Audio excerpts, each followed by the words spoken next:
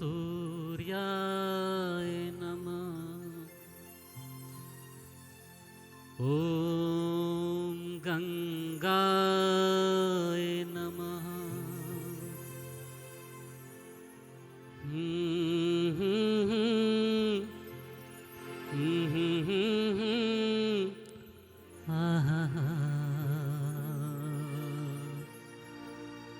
ओह पर सुगा मेड़रा सुगवा के मरबो धनुख से सुगा गिरे मूरझा ऊजे सुगनी जे रोएली वियोग से आदित होए ना सहाय आदित होए ना सहाय।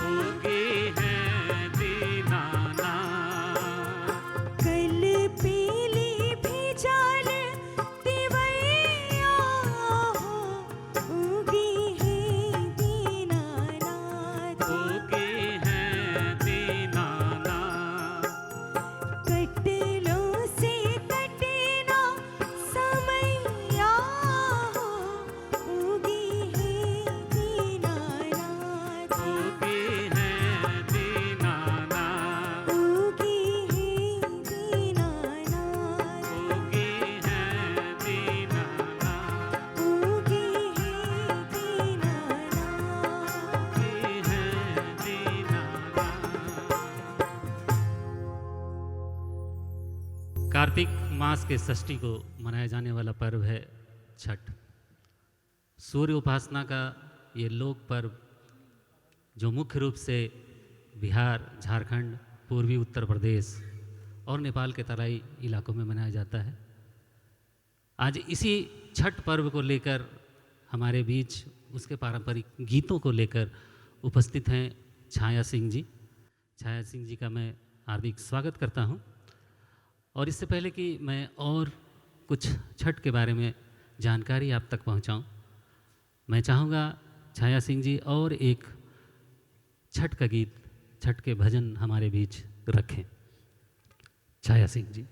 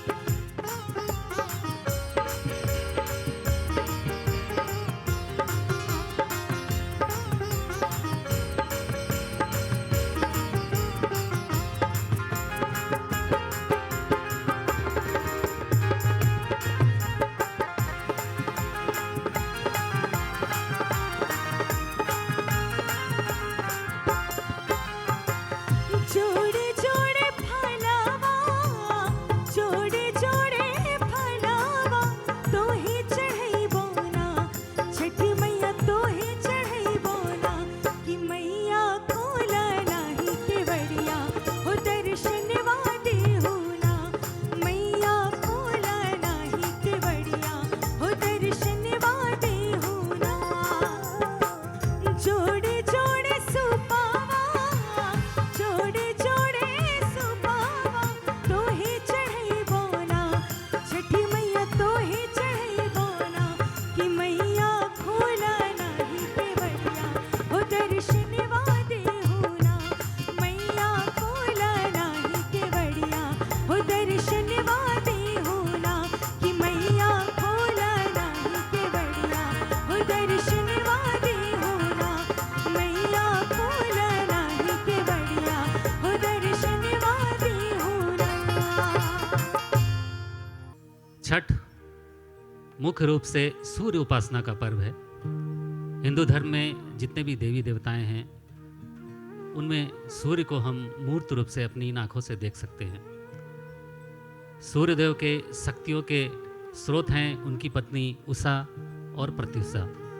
छठ पर्व में हम सुबह के समय जो अर्घ देते हैं उसमें सूर्य की पहली किरण उषा को हम अर्घ देते हैं, और संध्या के बेला में हम जो अंतिम किरण, सूर्य की जो अंतिम किरण है प्रत्युषा, उसे हम अर्घ देकर इस पूजा को संपन्न करते हैं।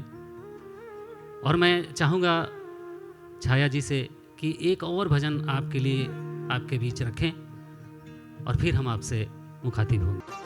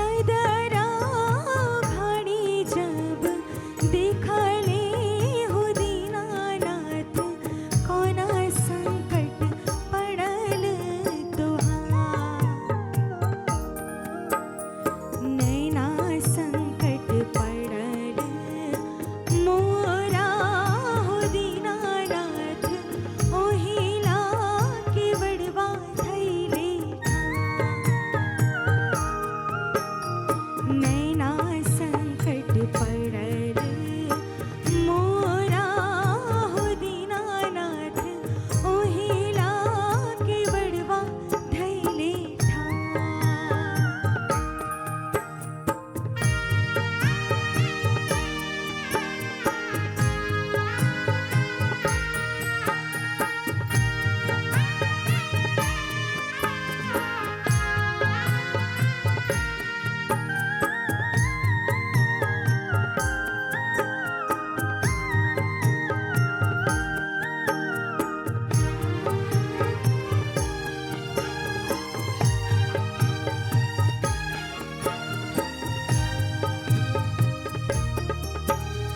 बाझिन के पुत्र जब दिहाले हो दीनानाथ खेलता कूदत घर जा। बाझिन के पुत्र जब दिहाले हो दीनानाथ खेलता कूदत घर जा। अन्हरा के आँख दिहले कोढ़िया के कायावा हंसता बोलत घरे जा। अन्हरा के आँख दिहले कोढ़िया के कायावा हंसता बोलत घरे जा।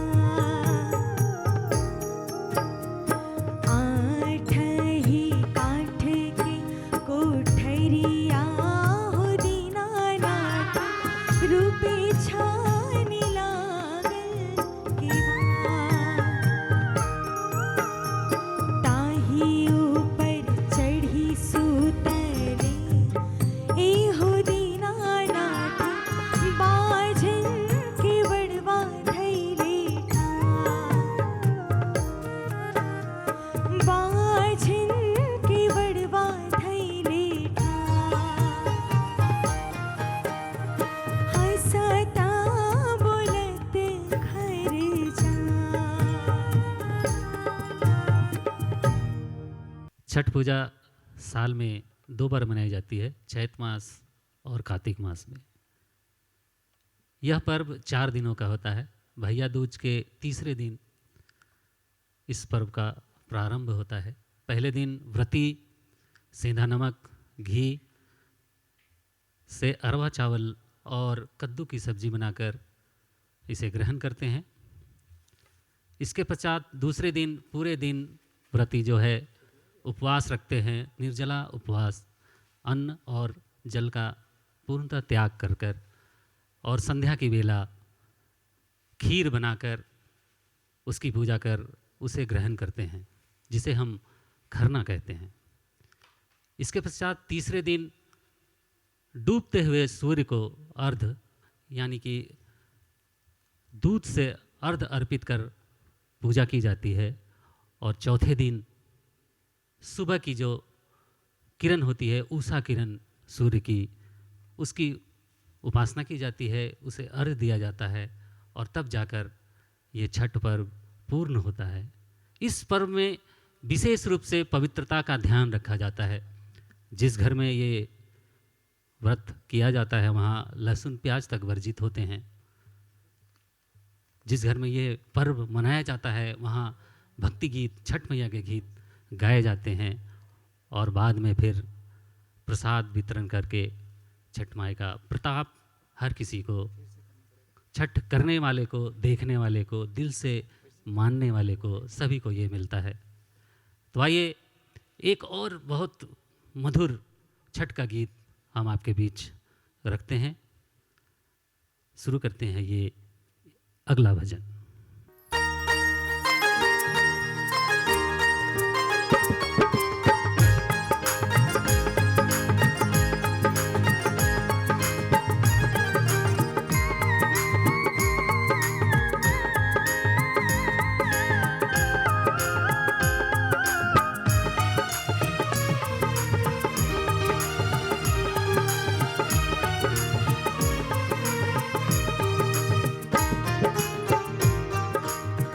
किलवा की पात पर उगेलन सूरज मल झांकी झूके।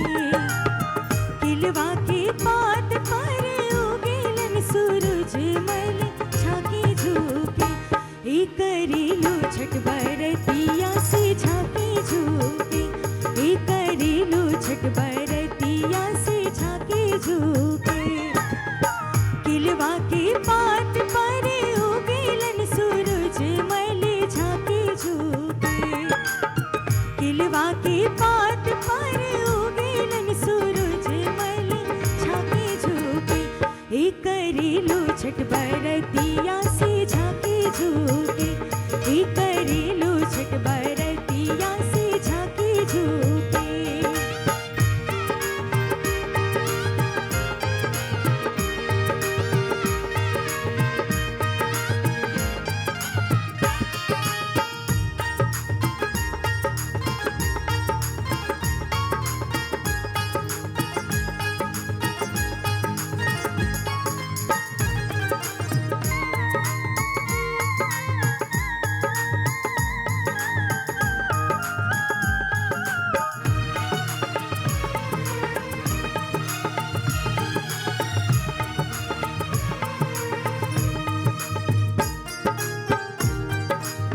हम तो से पूछी बरतिया बरतिया से किकरा लागे।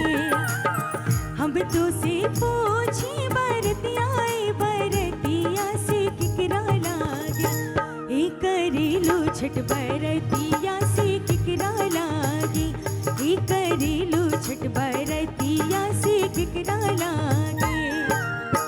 हम रोजे बेटा कावाने ऐसन बेटा वासी उनके लागे। हम रोजे बेटा कावाने ऐसन बेटा वासी उनके लागे। ए करेलू छठ बरतिया से उनके लागे। ए करेलू छठ बरतिया से उनके लागे।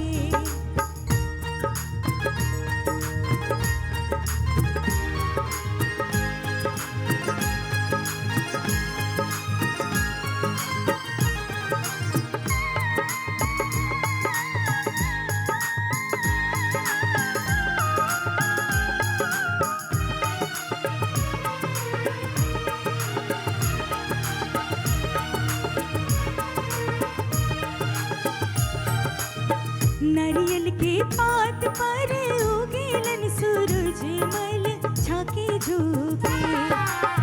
नारियल के पात पर उगेलन सूरज मल झांकी झूके। ए करेलू छठ बरतिया से झांकी झूके। ए करेलू छठ बरतिया से झांकी झूके।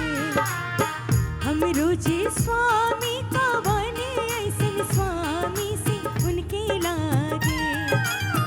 हम रोजे स्वामी कावाने ऐसन स्वामी से उनके लागे।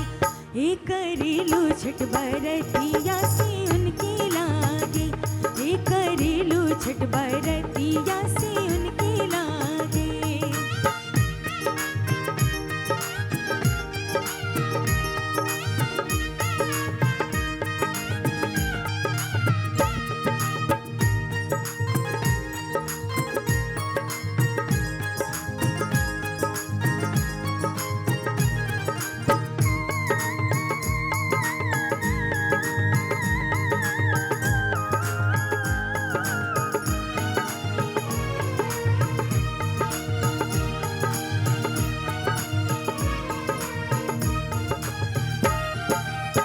हम तो से पूछी बरतिया बरतिया से किकरा लागे।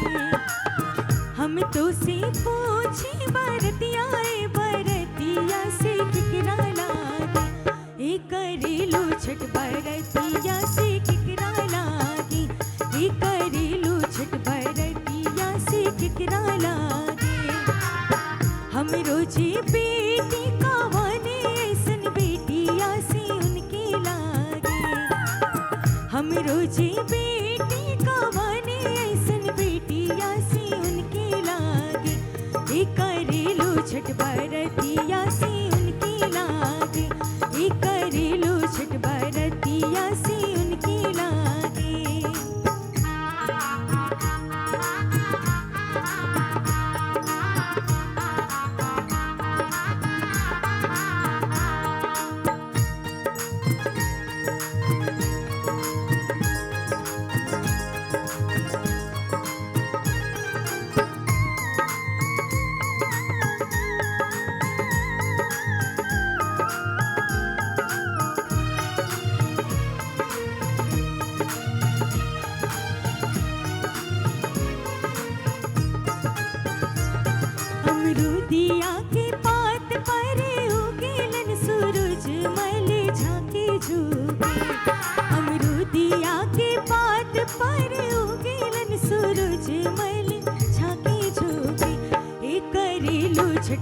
बरतिया से झाके झूके, हे करेलू छठ बरतिया से झाके झूके। किरवा के पात पर उगेलन सूरज मल झाके झूके, किरवा के पात पर उगेलन सूरज मल झाके झूके, हे करेलू छठ बरतिया से झाके झूके, हे करेलू छठ बरतिया से झाके झूके, हे करेलू छठ बरतिया से झाके झूके, हे करेलू छठ बरतिया से झाके झूके, हे करेलू छठ बरतिया से झाके झूके। छठ पूजा सूर्य, प्रकृति, जल, वायु और उनकी बहन छठी मैया का पर्व है। छठी मैया को मिथिला में रनबे माए, भोजपुरी में सविता माए और बंगाली में रनबे ठाकुर कहा जाता है। छठ का पर्व बहुत ही पवित्रता के साथ, बहुत ही शुद्ध रूप से और शुद्ध मन से मनाया जाता है।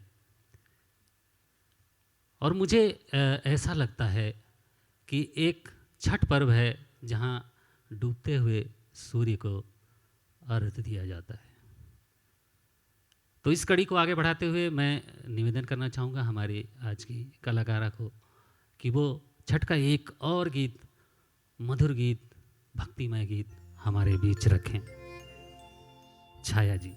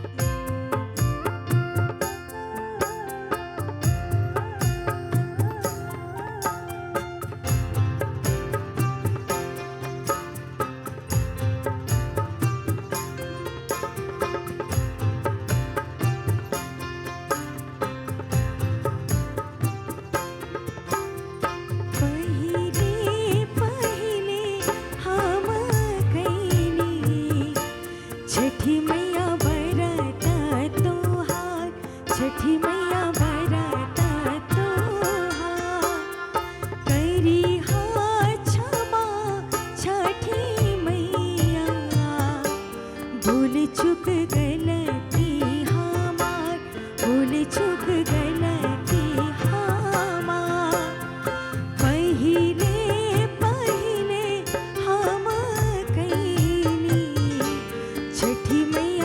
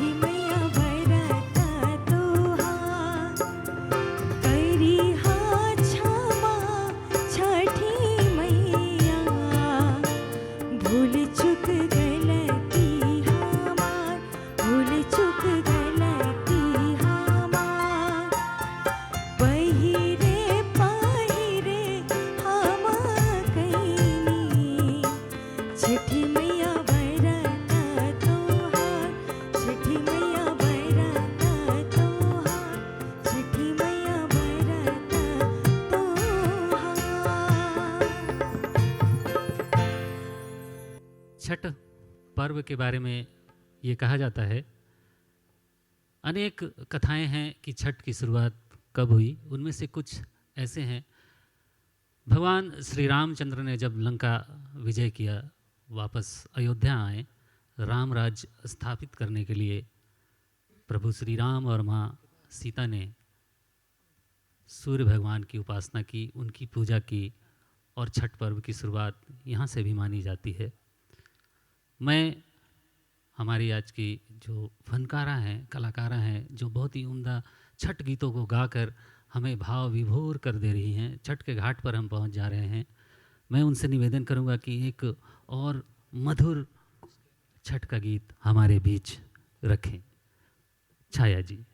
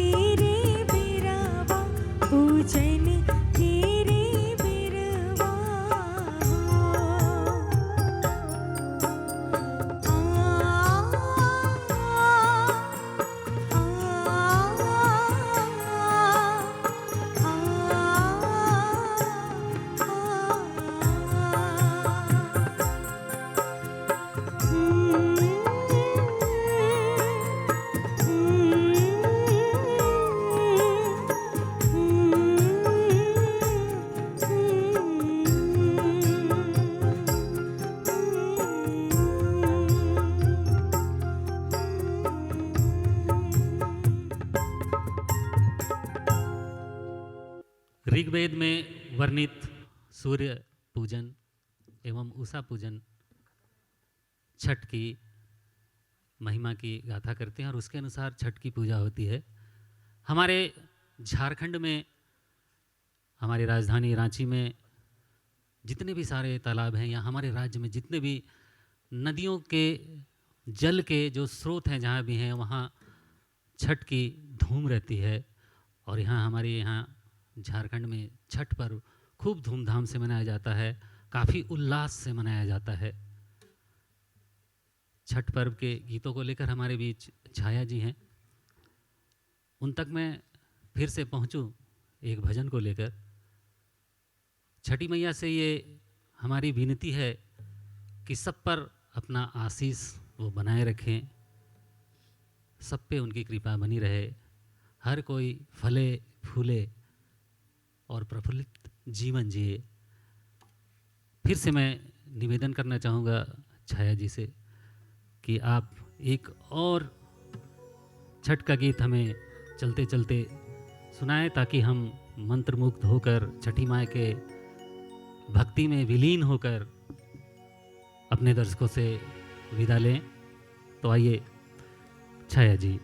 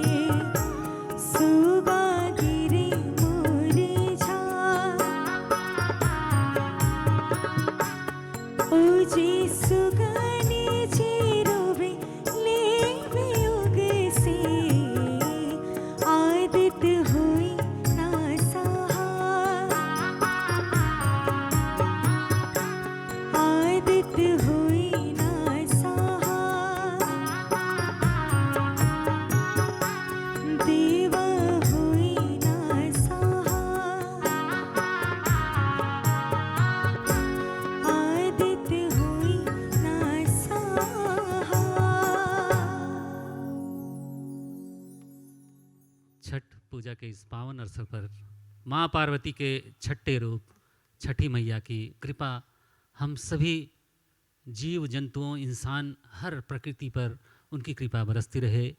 इसी मनोकामना के साथ, इसी इच्छा के साथ आज के इस प्रस्तुति को हम यहीं विराम देना चाहेंगे। नमस्कार।